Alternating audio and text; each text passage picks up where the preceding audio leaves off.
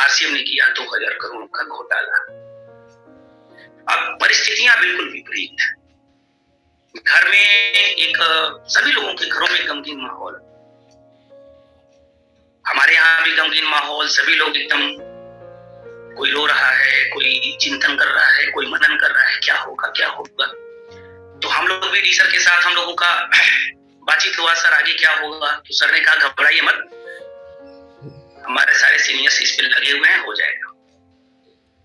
अब हर महीने की 9 तारीख को फंड ट्रांसफर होता था और 9 तारीख को ये केस हुआ। फंड ट्रांसफर भी उस महीने का नहीं हुआ, पॉकेट खाली, अकाउंट खाली, सब कुछ खाली ही खाली। और हम तो उस समय अपने फादर के मकान में थे, अपने पुश्तैनी मकान में थे, तो हमको तो किराया भी उस टाइम नहीं देना था। लेकिन रेस्पेक्टेड डी कुमार सर तो उस समय बनारस में रहा करते थे। आज जो मैं रेंट पे करता हूँ उस समय वो रेंट पे किया करते थे। सर के घर पे हम लोग गए, बातचीत हुआ, तो एक प्लानिंग रखी है कि बनारस में एक होटल में हम लोग काउंसलिंग रखेंगे, बातचीत रखेंगे कि क्या हो रहा है क्या नहीं हो रहा है, सभी सीनियर्स को अवगत कराया जा सके कि क्या हो रहा है क्या नहीं हो रहा है। वहां प्लानिंग हुई, फिर ये हुआ कि कंपनी इस लेवल पे काम कर रही है। दोस्तों, आज मैं आप लोगों को एक बहुत बड़ी चीज बताने जा रहा हूं कि हमारे सभी सीनियर्स ने कितनी बड़ी विरासत आपको दी है। शायद आप 1000 लोग यहाँ ज्वाइन करते हैं, लेकिन इस 1000 में 100 लोग तो 50-100 लोग तो ऐसे होंगे जो पार्ट 1 के होंगे, बट 950 लोग ऐसे हैं जो पार्ट 2 के हैं। और आपको नहीं मालूम कि कितनी बड़ी विरासत आपको दी गई है और आप इसकी वैल्यू को समझ नहीं पा रहे। जिसको जैसे लगे वैसे मस्ती में आरसीएम कर रहा है, कोई सो के, कोई खा के, कोई पी के, कोई बिस्तर में सो के कर रहा है आरसीएम। आज आपको कुछ पिक्चर्स में दिखाना चाह रहा हूं, अगर सर का आदेश हो तो सर मैं दिखाऊं, ताकि लोगों को पता चले कितनी बड़ी विरासत हम लोगों को मिली आरसीएम में। बिल्कुल, आज का दिन आपका है। Thank you sir. ध्यान से आप देखिएगा उस पिक्चर्स को, और आज आपको पता चलेगा कि कितनी गलती आप कर रहे हैं आनंद के साथ आरसीएम करते हुए। और गाइडलाइन बन गई, कानून बन गया, आज आप लोग खुशी के मारे खूब उत्साहित हैं, कानून बन गया, कानून बन गया। लेकिन जिन्होंने वो कानून बनवाया, आपको नहीं मालूम कि कितना मेहनत पापड़ बेलना पड़ा उस कानून को बनवाने के लिए। हिंदुस्तान के इतिहास में आरसीएम और हम सब इकलौते ऐसे व्यक्ति हैं जो कानून को बनवाने के लिए रात दिन पागल की तरह 1 साल दौड़े हैं। मैं दिखा रहा हूं, शेयर कर रहा हूं आपके बीच में सर।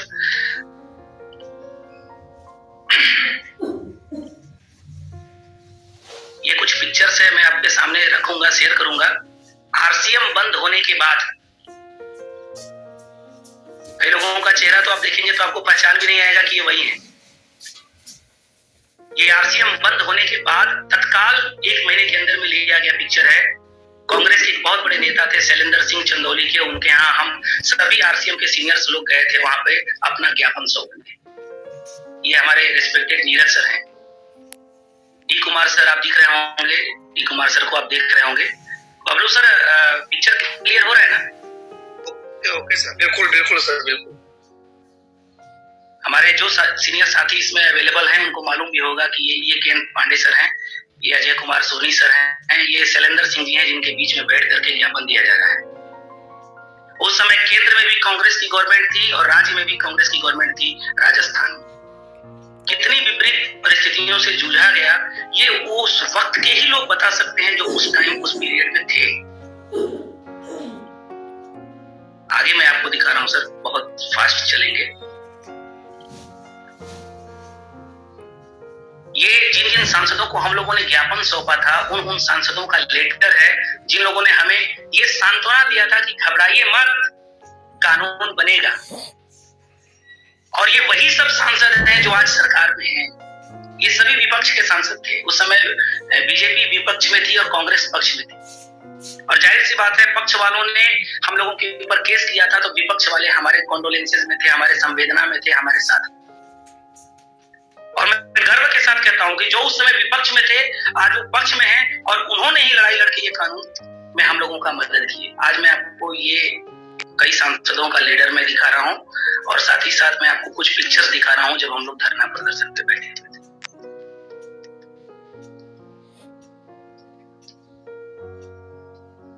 ये उस होटल का प्रोग्राम है जो होटल प्लाजा इन में किया गया था आरसीएम बंद होने के मात्र 1 सप्ताह के अंदर, सभी सीनियर साथियों के बीच में किया गया था। और ये करने के पीछे कारण ही बस एक था कि सबको पता चले कि क्या चल रहा है और क्या नहीं चल रहा है। यहां से, इस होटल के इस छोटे से रूम से धरना का नींव रखा गया कि कैसे हम लोग दिल्ली में जाके धरना रखें। ये लखनऊ का है। लखनऊ रैली में हम लोग गए थे और ये दिख रहे होंगे राजकुमार सर हम लोगों के बीच में दिख रहे होंगे, राजकुमार सर आपको, और ये मुकेश कोठारी सर आपको दिख रहे होंगे। लखनऊ में हम लोग रोड पर पैदल चल के धरना प्रदर्शन दे रहे थे।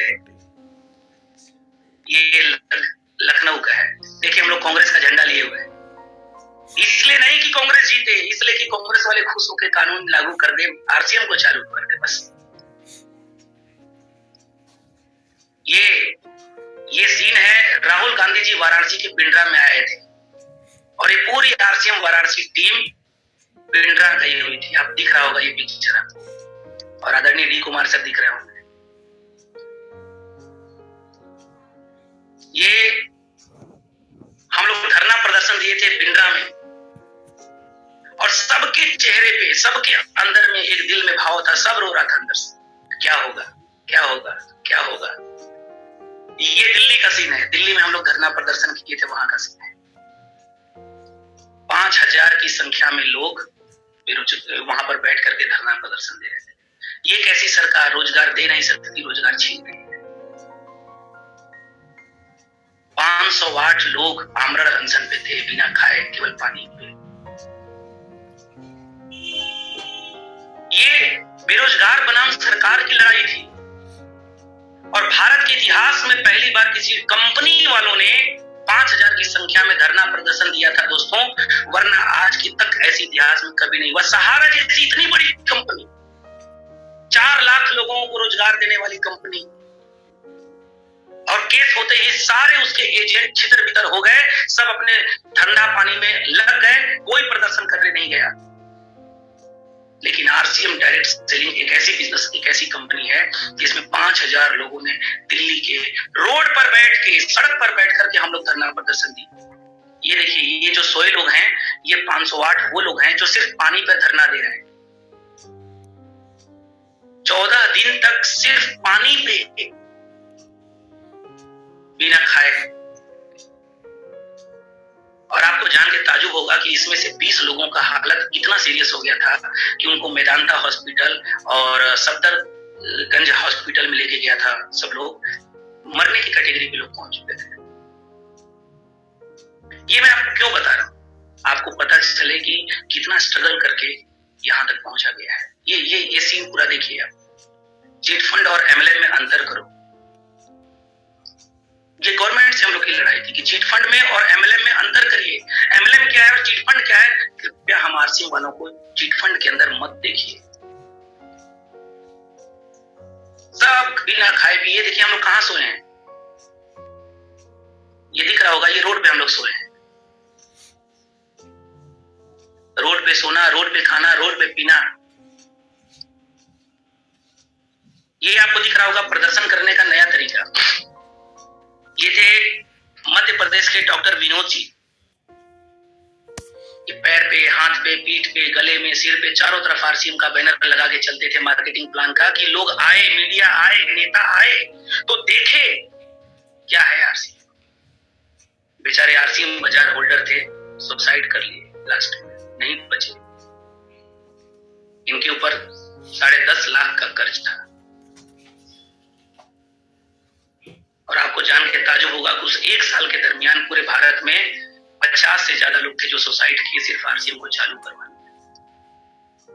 किसी कर्ज के दबाव में, किसी टेंशन के दबाव में, किसी छवि के दबाव में, या तो फिर अपने उन्होंने जो करियर लगाया था उस करियर की को निगेटिव होते हुए सुसाइड कर लिया। कहां सोए हैं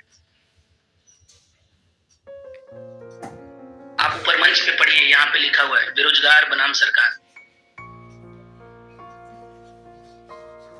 तो दोस्तों ये बहुत बड़ी क्रांति थी, आरसीएम को चालू करो। जितने हमारे पुराने साथी इस धरना पे रहे होंगे उनको वो सीन याद आ रहा होगा। जंतर मंतर, न्यू दिल्ली, बेरोजगार बनाम सरकार। अनिश्चितकालीन धरना प्रदर्शन।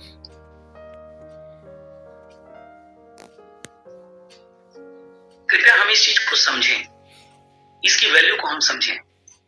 कभी भी मजाक में मत लीजिए इस बिजनेस को। और आरसीएम इस तरीके से धरना प्रदर्शन होगा। हम लोग अनिश्चितकालीन के लिए घर से बाहर चले गए।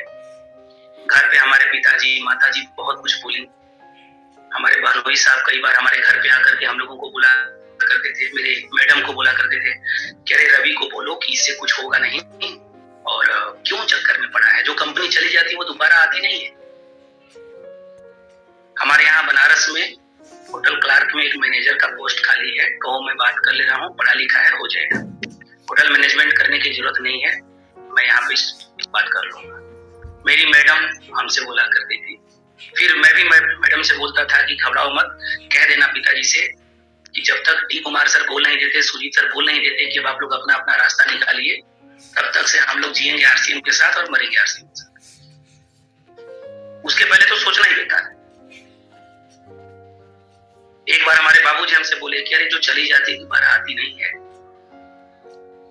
पिताजी को हमने सिर्फ इतना कहा कि ये बताइए कि अभी तो मेरा उम्र 23 साल है, आरसीएम नहीं भी चालू होगा ना तो हम आराम से, अभी मेरा उम्र है, हम बीएससी एमएससी बीटेक करके हम कहीं ना कहीं नौकरी कर लेंगे। पढ़ने में हम लोग अपने स्कूल के टॉपर हैं, निकाल लेंगे। लेकिन ये बताइए कि डी कुमार सर नौकरी छोड़े 4 साल हो गया,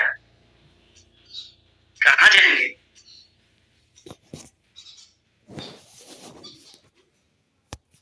वो फैमिली कहां जाएगा?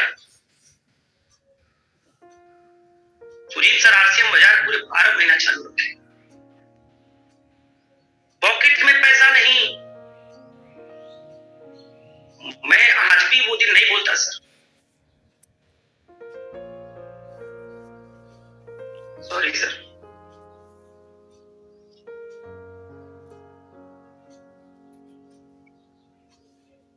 मुकेश कोठारी सर मंच पे आए और रोने लगे। सुरेंद्र वत्स सर मंच पे आए, दाढ़ी पड़ा हुआ, और रो के बोलते हैं कि मेरे घर का एक बर्तन भी बिक जाएगा, मैं नहीं रोकूंगा, मेरे घर का बर्तन बिक जाए, लेकिन जब तक डायरेक्ट सेलिंग पर कानून नहीं बनेगा, जब तक आरसीएम बेदाग नहीं आएगा, तब तक मैं दोबारा राजस्थान भीलवाड़ा अपने घर जाने वाला नहीं। मुकेश कोठारी सर इस बात। मुकेश सर बोले जब तक आरसीएम के ऊपर ये दाग लगा हुआ बेदाग नहीं होगा, तब तक मैं अपने होटल का दरवाजा नहीं खोलूंगा, मैं दोबारा अपने घर नहीं जाऊंगा। चाहे मेरा बर्तन बिक जाए, मेरी डेगची बिक जाए, मेरा कढ़ाई बिक जाए, एक एक बर्तन बिक जाए, लेकिन मैं घर नहीं जाऊंगा।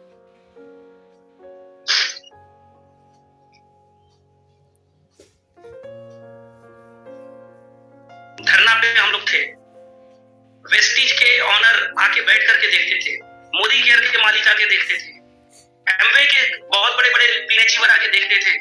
हमारी टीम बोलती थी कि सर आप लोग भी ध्यान दो ना, आप लोग भी साथ दो, संख्या बढ़ाओ, सर आप लोग साथ दे दोगे तो डायरेक्ट सेलिंग की लॉ बहुत जल्दी बन जाएगी।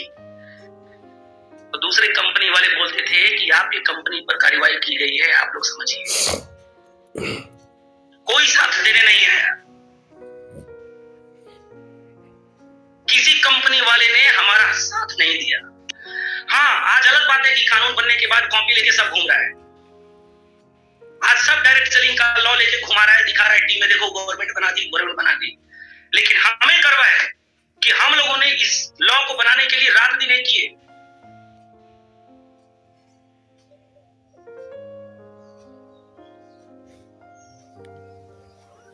इन चीजों को हम सब समझें। हमने पिताजी से कहा कि देखिए जब तक डी कुमार सर कहेंगे तब तक से कुछ नहीं हो सकता, और मेरे मैडम को भी काफी टॉर्चर उस समय किया गया, तो हमने अपने मैडम को उनके मायके भेज दिया और हमने कहा कि आप यहीं पे रहो, मैं जा रहा हूँ दिल्ली जयपुर धरना देने, अब जब तक चालू नहीं होगा तब तक वापस नहीं आएंगे, यहीं पे रहो। और मैं धन्यवाद भी हूं सर अपने ससुराल का कि उन्होंने इस विपरीत परिस्थिति में बहुत सपोर्ट की मेरा। फिर उसके बाद लगातार हम लोग मेहनत किए, जयपुर में धरना चला, खून का चिट्ठी लिखा गया, कई बार डंडे खाए, लाठी खाए। जयपुर में कभी बारिश इतनी तेज नहीं होती, लेकिन जिस समय हम लोग का धरना चल रहा था वहां पर इतनी बारिश झमाझम, और उसी टेंट हाउस के नीचे हम लोग धरना दे रहे हैं। 53 डिग्री तापमान में धरना चल रही है। दिन भर लोग चिल्लाते थे राहुल गांधी होश में आओ, और रात में सब रुमाल लेके रात को रोते थे। मैंने देखा है डी कुमार सर की वो जिंदगी कि हम लोग रेलवे स्टेशन से ग्राउंड तक हम लोग पैदल चलते थे, 5 रुपए नहीं था कि हम लोग किराया दे सके स्टेशन से ग्राउंड पर पहुंचने के लिए। और आज जब आप कहते हैं, बहुत सारे लोग बोलते हैं सर पैसा नहीं है, कैसे बिजनेस करें? अरे भैया कैसे करें, आ जाइए हमारे दिल से पूछे ना, हम लोगों से पूछे ना, सीनियर लोगों से जो एमराल्ड, स्टार पर, पर्ल और ऊपर के हैं, उनसे पूछिए कि कैसे खड़ा किया गया है। बहरहाल धीरे धीरे परिस्थितियां ठीक हुई, कानून बना, राजस्थान सरकार गाइडलाइन लाई। गाइडलाइन लाने के बाद, अच्छा अब यहाँ पर भी मैं आप लोग को एक चीज बताना चाहूंगा, ध्यान से सुनिएगा। राजस्थान सरकार गाइडलाइन लाई, और इतना टेढ़ा गाइडलाइन कि हिंदुस्तान में कभी डायरेक्ट सेलिंग खड़ा ना हो पाए। गाइडलाइन में था कि कंपनी चालू की जाती है, सामान सब बेच सकती है, लेकिन जब भी किसी कस्टमर को सामान खरीदना होगा तो पहले वो बैंक में जाएगा, जितने रुपए का सामान चाहिए उतने रुपए का डीडी बनवाएगा, उस डीडी को ले जाकर के पिकअप सेंटर पे देगा, पिकअप सेंटर वाला उसको सामान देगा और डीडी बैंक में भिजवाएगा, तब वो डीडी का पैसा उसके खाते में जाएगा। इतना टेढ़ा प्रोसीजर। हम लोग धरना नहीं छोड़े, हम लोगों ने कहा कि जब तक इसमें सही सुधार नहीं करिएगा, हम लोग जयपुर धरना छोड़ने वाले है ही नहीं, भले 1 साल लग जाए। झुकना पड़ा। राजस्थान सरकार की अशोक गहलोत सरकार झुकी, धरना स्थल पे गई और उन्होंने माफी मांगा कि मुझे क्षमा करिए, गेहूं के साथ घुन भी पीस जाती है। हमने दूसरे लोगों के ऊपर केस किया, लेकिन उसमें आप सही थे, आपके ऊपर भी गलती से हो गई, मुझे क्षमा करिए। और उन्होंने 2/3 बहुमत के साथ वहां के विधानसभा में बिल पास हुआ, डायरेक्ट सेलिंग के ऊपर एक गाइडलाइन लाई गई, और वो गाइडलाइन हम लोगों के बीच में आया। और जब वो गाइडलाइन आया, डीसी सर को बाइज्जत बरी किया गया, जेल में थे हमारे। मैं चाहूंगा एक बार आदरणीय डीसी सर के लिए जोरदार तालियां होनी चाहिए, जोरदार। डीसी सर जेल में थे, डीसी छाबड़ा सर जेल में थे, और उतना ही नहीं, हम लोगों के एमडी के सुपुत्र आदरणीय श्री सौरभ छाबड़ा जी भी जेल में थे। अब आप जरा वो पल सोचिए कि जब पिता भी जेल में, बेटा भी जेल में और बहू प्रेग्नेंट हो, वो सीन कैसा रहा हो। सौरभ जी की मैडम प्रेग्नेंट थी उस टाइम, क्या परिवार में गुजर रहा हो। जेल में हम लोग गए डीसी सर से मिलने, आदरणीय डी कुमार सर की वजह से मौका मिला हम लोगों को जाने का, मिलने का, देखने का। आदरणीय डीसी सर जेल में थे बिना किसी जुर्म के, और जेल से डीसी सर ने पत्र लिखा, और वो पत्र लिख करके हम लोगों को दिए। पत्र में क्या लिखा था मालूम? आप सभी भाइयों बंधुओं से निवेदन है कि सत्य परेशान हो सकता है लेकिन पराजित नहीं हो सकता। आप लोग अपने काम को जारी रखिए, सत्य परेशान हो रहा है, होने दीजिए, लगातार जारी रखिए, हम लोग जीतेंगे, और इस बार शुरू करेंगे तो पूरे विश्व में परचम लहराएंगे।